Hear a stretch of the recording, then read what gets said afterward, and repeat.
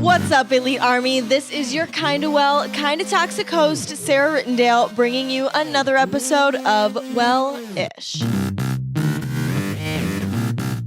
Guys, I'm bringing science into today. I am bringing it in to prove my point because I think it's really fucking interesting to not just talk about stories and experience all the time. Actually, that's not true. I do think it's great to talk about stories and experience all the time. But I have been reading this book lately, and it's bringing a lot of science into ideas of self-improvement. And it's just so interesting to have something scientific, research-based to prove your point off of, compared to just being like, well, I feel this way. Because like, as valid as that is, it's just so fucking crazy to know that like science actually is out there proving the shit that we're talking about all the time. It's insane. People like actually do research on this, and it dates back like fucking millenniums. I don't know, eons. I don't know, whatever fucking measurement of time I'm trying to fucking use, but it goes back like BC, like long time ago, bro, that they are able to track different aspects of self-improvement. But it's not necessarily self-improvement, but it's like happiness and emotions in general, and it's just like all the stuff. It's so cool. So I really wanted to talk to you guys about it today, just because I think it's even more validating that we are experiencing these things, that it's been scientifically proven by people.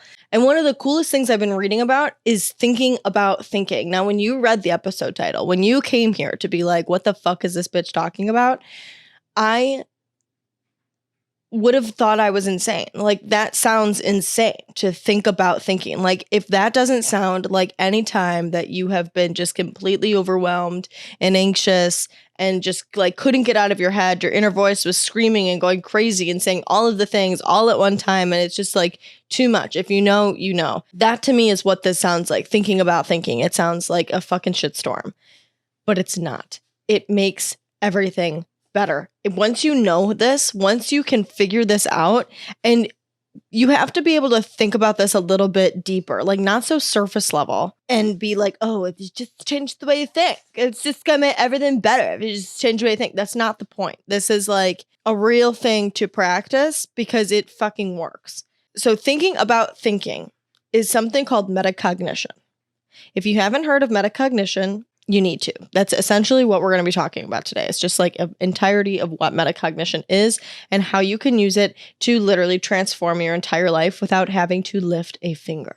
So what is metacognition? Metacognition is when you experience your emotions consciously and choose to behave in a different way than how you're feeling. You're not behaving based off reaction. You're consciously choosing how to behave despite whatever feeling you're having. Essentially, it's building the skill to control your emotions and not allow them to control you.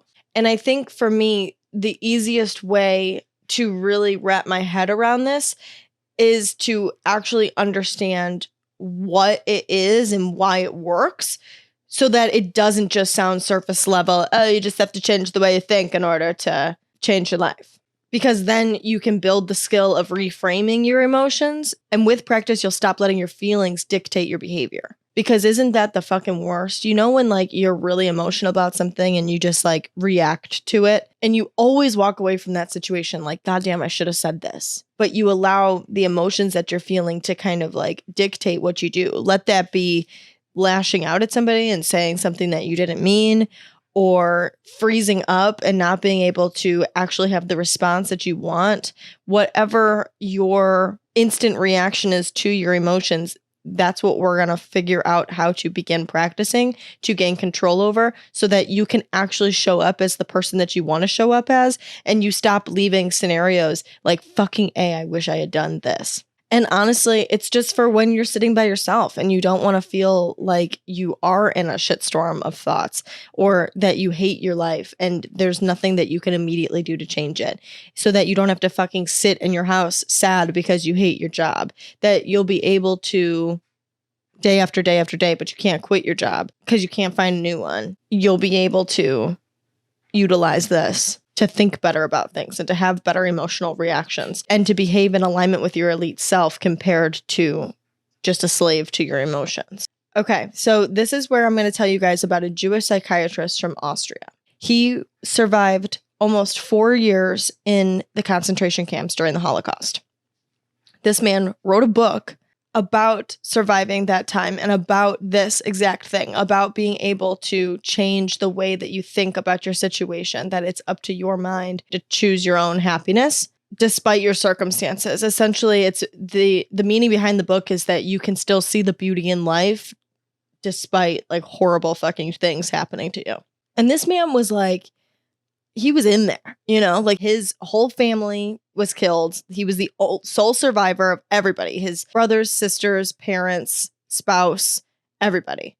And he himself experienced extreme brutality and almost died and all the things. Like, this man was in there, and he was able to write a book about being able to see the beauty in life despite horrible circumstances. Because if that's horrible fucking circumstances, that's horrible circumstances. And so it just blows my mind that somebody could mentally withstand that. They could mentally not only withstand it, but be able to see the beauty in life still.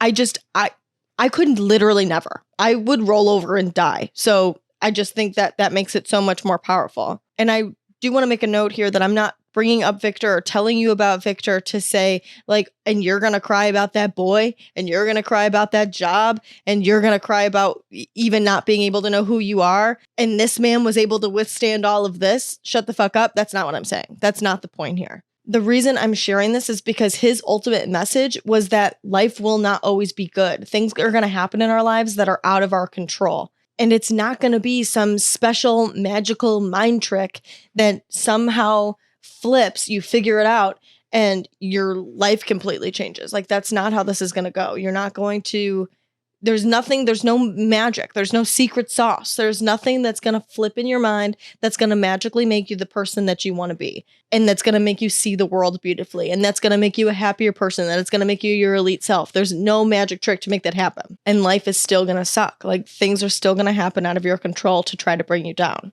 Everybody's life has challenges. Everybody's life has suffering. Everybody's upset about something, somewhere, somehow. Everybody's level of suffering is different. Like, some people go through 4 years of a concentration camp and lose everybody they love.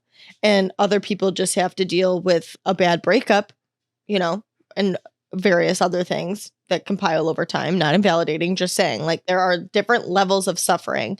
Everybody experiences it. And everybody's reaction to suffering and challenging things and shitty stuff happening in our lives is negative emotion. That is all around every single person's response, from the stupidest thing, like you bumping your knee on the bed and suffering terrible things. Everybody's reaction is negative emotion. But this is where that saying comes in of, it's a bad day, not a bad life. But really, it's a bad life isn't our fate, because we have a choice to respond to our emotions. We just have to be able to build that muscle to consciously recognize the emotion we're feeling before we respond. And it's not about taking a moment and slowing down. While that helps, it's deeper than that. I used to think that it was just like, oh, okay, if I just slow down and don't respond right away, which again, that does help. And you do kind of have to do that, but it's not that you're consciously trying to slow down. It's that you're consciously trying to listen to the emotions, and then you automatically will slow down before you give a response. Viktor Frankl had a quote that I fucking love, so I'm going to read it to you guys. Everything can be taken from a man but one thing, the last of the human freedoms, to choose one's attitude in any given set of circumstances, to choose one's own way.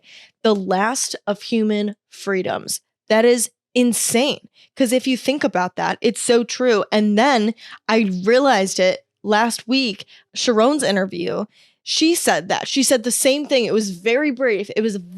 So it's likely you could have missed it. But she said if somebody were to physically tie you down, you still have the choice to think what you want. You always have that choice. No matter what your physical circumstances are, you choose your thoughts. They are yours to choose. The most mind-blowing thing for me when it comes to this is that you can't choose your feelings, but you can choose the way you think about them.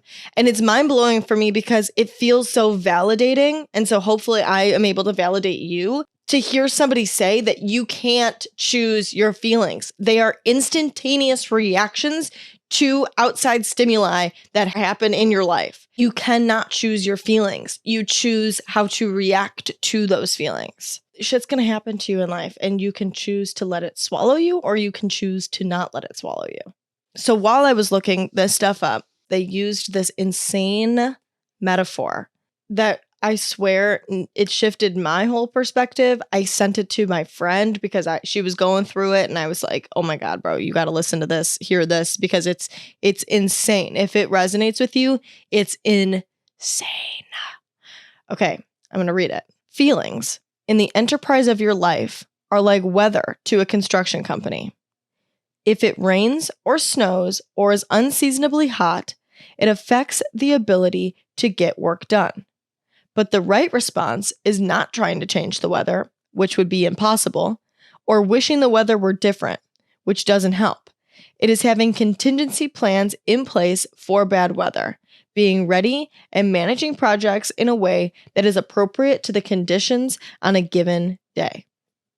Feelings are like weather to a construction company. You cannot control your feelings. You cannot control the weather. So you can't try to change it because that's impossible. And you can't just wish it were different because that's not going to help. You have to come up with another plan in order to handle it, in order to get done what you can get done.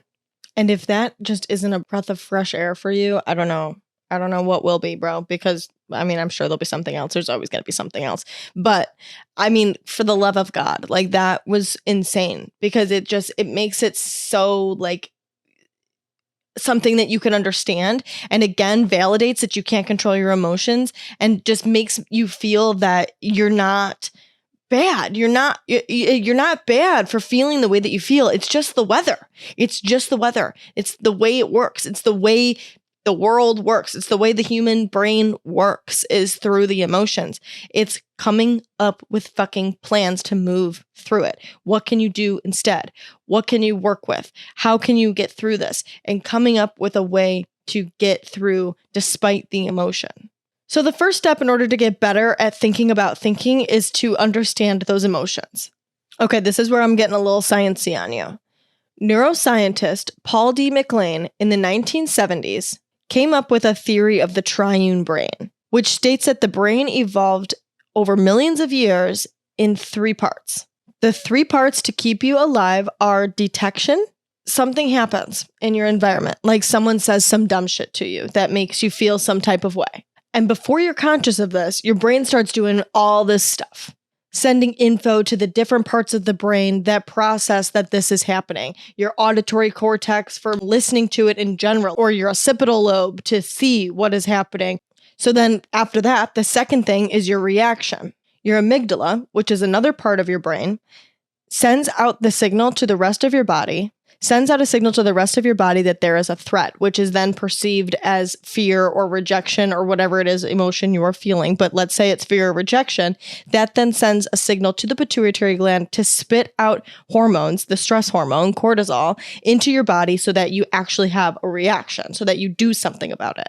The third part is a decision. So meanwhile, while all of this is happening, all of these signals are getting sent to your prefrontal cortex, the part of the front of your brain that is the decision maker. You've already biologically responded, reacted. You took a step backwards.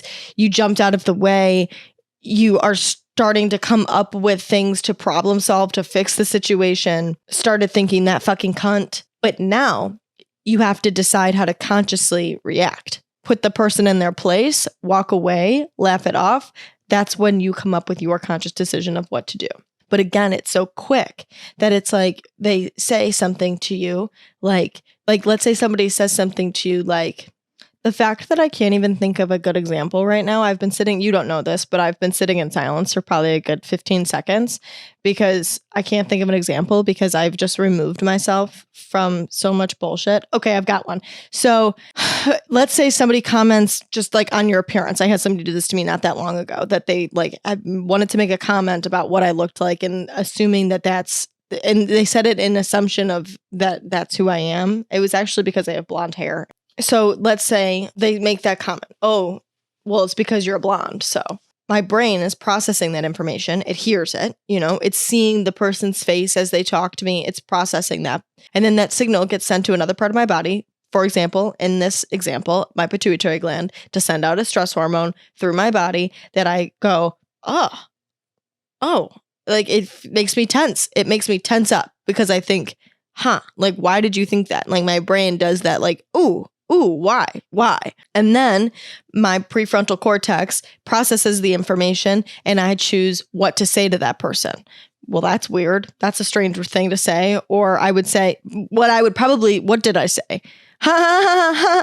That's what I did. 100%. I do that constantly. And then it's like you walk away from the situation and you're like, fucking A, like I could have had this good comeback or this good comeback. So it's being able to slow down that decision making. So you don't react based off your body's reaction. You react based off of your brain's conscious decision. All of this is happening though because our brain is protecting us. Our caveman brain is protecting us from life-threatening stuff. So all the automatic stuff is just your emotion preventing you from getting kicked out of the tribe and having to walk the frozen tundra and dying alone, starving to death, because your body doesn't know the difference. Your biological body doesn't know the difference between modern day and caveman day. It works the same. Your brain works the same. It's developed, like we know new things and we accomplish new things, but it at its core works the same way. So it doesn't know the difference between what's life-threatening and what's just some Karen being a twat. Negative feelings aren't fun, but they are protecting you. It can really help you realize it in a sense of like self-love, that you can recognize that the negative emotions aren't there as an enemy. They're there to protect you. They're there to make sure that nothing happens to you, that you survive. The point of them is to get your attention and make you act so that they can save your life. Fear and anger help us respond to stress. Disgust helps us stay away from stuff like rotting food. Sadness makes us avoid losing the people and things that we need, which is why the experience of grief is so intense because you can't locate a loved one. Embarrassment and shame, it's fear of rejection. You don't want to get kicked out of the tribe again. Loneliness and isolation make sure that we continuously stay a part of a community and that we don't get singled out, so that we can survive, so that we have the resources we need and the food sources we need to survive, the protection we need because it's a sense of community. You're more likely to get attacked on your own than you are in a giant group of people. They are all things to protect you. So what about positive emotions? Because positive emotions are also serving a purpose for you. Positive emotions are more simple because they happen, they're good, they're celebrated, and they go away. Where the negative feelings can linger so long because they're trying to, again, help you survive and to make sure that you're doing the right thing. Where the positive emotions, it's like, woo, okay, I accomplished something. I met an objective. Now I can move on and continue to try to meet that objective. However, the positive emotion does help you in that sense too, because it teaches you what objectives you need to meet in order to keep you alive, making you continue to work for things in life to be able to find a mate, whatever.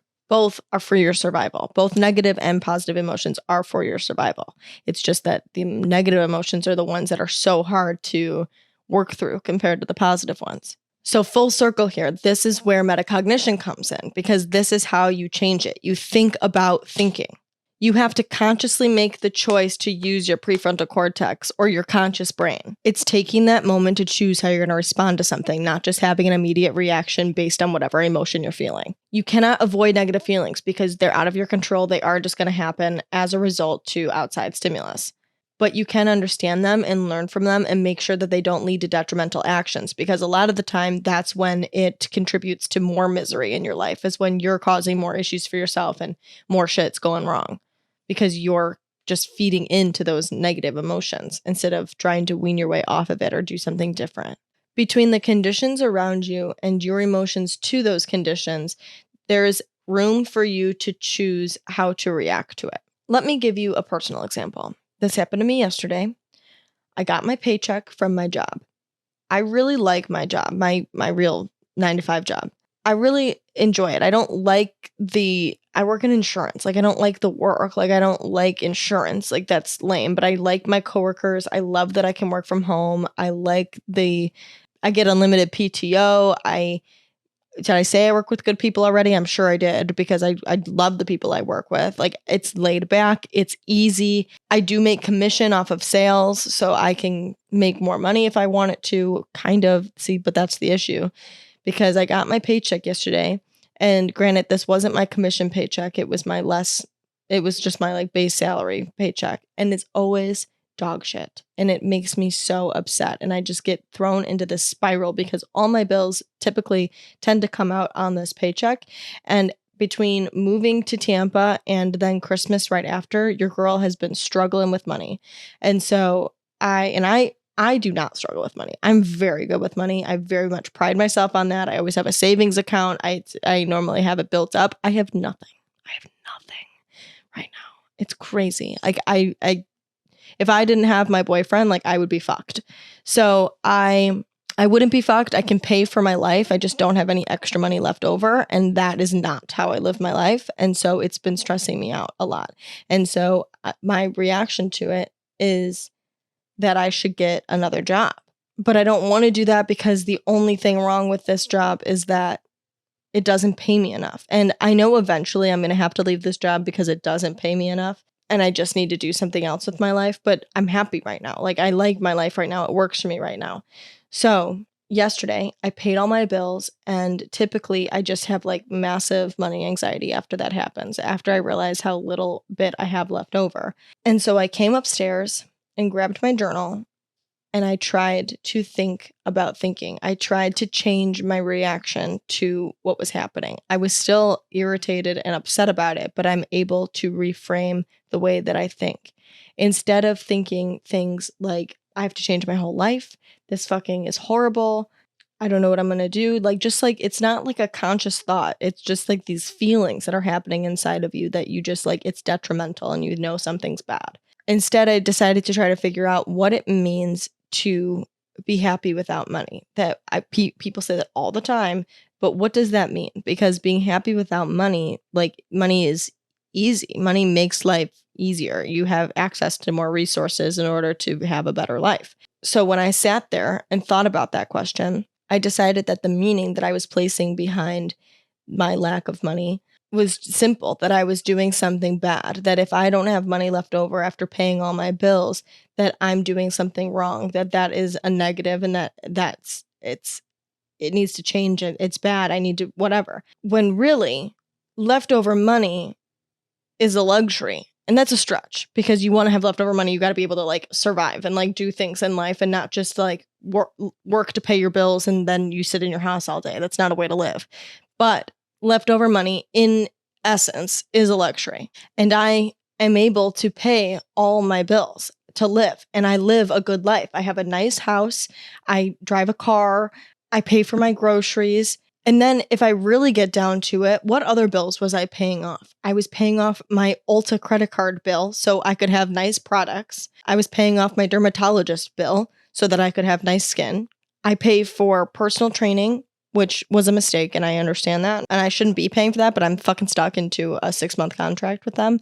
And there's nothing I can do about it at this point. I was sold, and whatever. I can't dwell on the mistake that I made because it's already done. And I'm just going to use it because I have no other fucking choice. But I pay for that. And it's a nice thing. You know, I probably wouldn't go to the gym as much as I do if it wasn't for the personal training right now. For some reason, I just like don't have the motivation to do it. And the other bill is for therapy so that I can, you know, have mental clarity and feel good about myself and have somebody to talk to about the things that go through my head. And it really, really, really makes a difference in my mental health. So, I mean, I'm paying for luxuries and I'm choosing to do that instead of what else would I be paying for? Vacations and food and going out to eat. So like, and really, if I'm being honest, whenever I have that money, it just sits in my bank account. I don't invest it. I don't do anything with it. I just hoard it. So I have a bigger number there for that to make me feel good, for me to know that if anything were to happen, I would have that money. And that is good. Like you do need a savings account. Like that's great.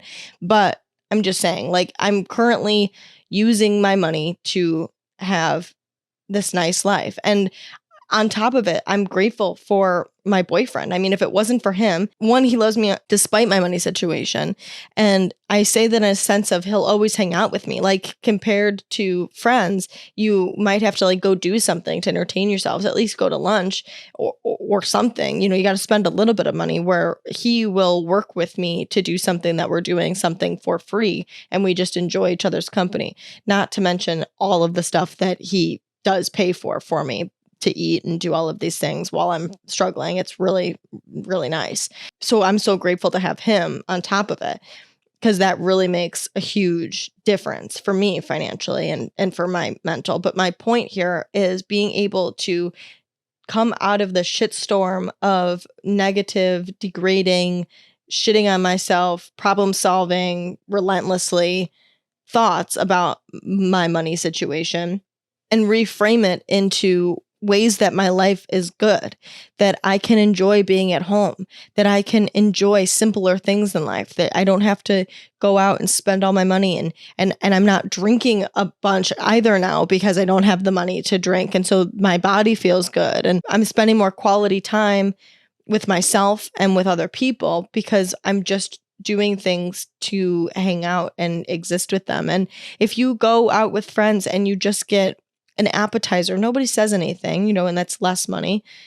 It's not a big deal. It sucks. It's disappointing. I want to buy more stuff, but it's just not the reality right now. But I know it won't always be this way. And so while it is this way, I'm going to, instead of being upset and fucking ruining my life, figuring out how to fix it when there's nothing I can do to control it, recognize that, I'm not broke to the point that I'm losing my house or I don't have food on the table or something that some people just really, really experience. And for those people, you would have to find other ways to find beauty in life. But it still kind of comes back to that quality time and being able to just enjoy life at its core for what it is compared to all of the materialistic aspects that make life great. It's taking a situation that your immediate reaction is going to be, this is the worst thing ever, and controlling all of those fears and heavy emotions and organizing them and making sense of them and validating them because they're important and they're real, but being able to think about your thoughts enough so that they're not controlling you, so that they're not continuously bringing you down and making you feel like dick. Your boyfriend leaving you is a chance for you to be with somebody that actually truly loved you in a way that you deserve. Even if you loved them and you feel like you could have been with them and fixed them and made it all work, them leaving you is an opportunity for you to actually be with somebody that feels the way about you that you felt about that person. And I guarantee you that you'll feel even more deeply about the next person that actually does truly love you than you ever would about the person that just left you and you're so upset over. Your dresser drawer coming off the tracks and spilling everywhere is an opportunity to reorganize the drawer. It's annoying. You're irritated about it. You're upset about it. It makes you mad. But being able to build the skill of reframing that thought to say, oh my God, this drawer was a mess anyways. I needed to reorganize it. So I can take 5-10 minutes to do that. From big to small things, you will feel that negative emotion, that bad feeling will creep inside of you and it'll be there, but it is your choice how to respond. Even if I realized that the amount of money that I was bringing in wasn't enough to support my life and that I would eventually have to leave the job, that's the thing, is that I still have that choice. I have that choice to leave the job. I had that choice before. I have that choice now. I have that choice in the future. It is up to me, but that's the point. It's giving you the freedom to make the choice of how you want to respond. And that is a long-term think about it decision. You guys know, like I've said it 100 times. I mean it even in specific situations. Some guy cat calls you at the gym, being able to build the skill of feeling the emotion, ew, and then choosing to just put your head down, walk away out of like almost fear, or being like, don't talk to me. I don't know, whatever the right reaction is to that, I don't know. But you know what I mean? Like that you get to make your choice, however you want to respond to that situation. And that's where it's more empowering, is that you are living a life that you're not just reacting to everything, but you're actually choosing how you want to live that life and doing whatever works to get me there. Changing how you experience your negative emotions is so much easier than changing your physical reality. When something happens, notice the emotions that come up, whether it's one emotion, 5 emotions, a combo of emotions, whatever. Observe them like they're happening to somebody else. And that's not advice from me. That is advice from the Buddha. That if you observe emotions as though they're happening to somebody else, it's easier to recognize them. Write them down to make sure you are completely conscious of them. Do not just leave them in the shitstorm of your brain. Write them down. Keep a note on your phone. Whenever you're feeling a heavy emotion, you'll have a list of emotions that you feel. or not. It can just be a random note every single time. Write down the emotions you're feeling so that you really are solid in what it is you're experiencing. Then decide how you can choose reactions, not based off of your negative emotion, but based off of what outcome you want, what is in alignment with your elite self. Metacognition takes practice. Like anything else, self-improvement, it is not just going to be because you logically understand how to do it that you have the skills to do it perfectly, exactly how you pictured in your head. You're not just going to know this now and then walk into a situation that inflicts bad emotion and be able to consciously make a choice. It is going to take practice, but it's good that you now are aware of it. It's good that you are aware that you can do that because that's the first step. The next step is being able to acknowledge it in your everyday life. Being aware of all of the areas that your emotions start to get the best of you, and that you can recognize that as an opportunity to take a step back and make a choice that best suits what your need is or what's best in alignment with your best self. Observing your thoughts and seeing if you can change the way that you see your circumstance. Instead of, wow, she said that, she must think that about me. She must think that I'm just the worst or that I'm ugly or that I'm this or that. Think, wow, that person is really insecure, and being able to recognize that. Building the skill of changing the way you see the circumstance. Another thing that really helps is if you're able to journal your emotions. Like I said, writing them down, but honestly coming back to it at a later time and being able to like write down and journal exactly what it is you're feeling. Because if you can really come to an understanding of it within your journal, being able to reflect on an emotion that you felt, it's more likely that you're going to be able to recognize it in your everyday life. You're going to be able to tune into what that emotion is because you know that you've experienced it before and you've felt it before and you know what this is. You recognize the trigger, you recognize the familiar feeling of this emotion because you've already talked to yourself about it. You've familiarized yourself with the emotions. Something else that I really like to do is to keep a journal of positive things. Like I have who I identify as my best self. I have a note of things that I really like about myself. I have highlights from my day. I have self-improvement things that I've learned, all written down in separate lists in my journal so that if I do start to feel the negative feelings, I have something that I can look to, that I can recognize. I have affirmations, like things that will make you feel good. And not only to make you feel good, but also to validate yourself. And so when you're feeling like you're not worthy, you're able to look at these things and have this big list of things that are examples and reasons as to how you are worthy. Another journaling thing that I really like is to use my journal to look for meaning in negative things that happen. If something bad happens, I write it down and I don't have a solution for it yet, and that's okay. I write the negative thing down that happened. And then in about a week-ish, I will come back to it and write down what I learned from that bad experience. And then in a little bit more time, maybe like a month, 2 months, even like 6 months, I can come back to it and recognize then what that bad thing meant for me, what that brought to my life because of that happening. And both those journaling practices are building your metacognition muscle because if you're writing it down, if you're using your journal to really get to know those feelings and understand your emotions and experience what's happening and recognize how positive things come out of negative circumstances, you'll be able to recognize it in your everyday life and you're building that metacognition muscle. Your emotions are your choice. They are your thoughts. And this is how you are going to control them and no longer allow them to control you. Elite, I want you to take this concept with you into the month of February and know that we can reframe the way that we see our lives and we see ourselves. Because starting on Thursday, we're hanging out every day. I'm very excited. So starting Thursday, we're going to be heading into the 28 days of self-love, a one podcast a day series throughout the entire month of February that I talk to you about the itty bitty nitty gritty aspects of loving yourself, how hard it can be, and tips to work through each aspect in order to love yourself. Because if you don't love yourself, it is so hard to accomplish any sort of self-improvement. It is so hard to become your best self if you don't even know who you are, love who you are, because it's so hard to have your own back while you're doing these practices and trying to learn how to do things and facing shitty situations, but still trying to validate yourself and feel yourself worthy. Self-love is the base. It's the roots of being able to improve yourself. So 28 days of self-love. Every single day, I'm going to have a different topic for you.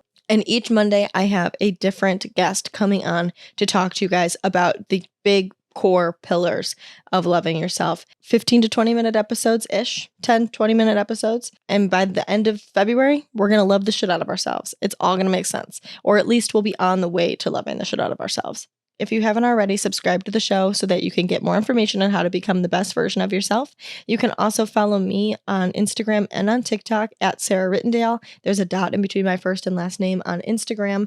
And you can follow Wellish's Instagram at Wellish Podcast for show updates and self-improvement advice on the daily. Thanks so much for listening. We're going to have a kick-ass week. Don't forget, you are elite as fuck. And instead of talking to you guys on Monday, I will talk to you on Thursday. Bye, guys.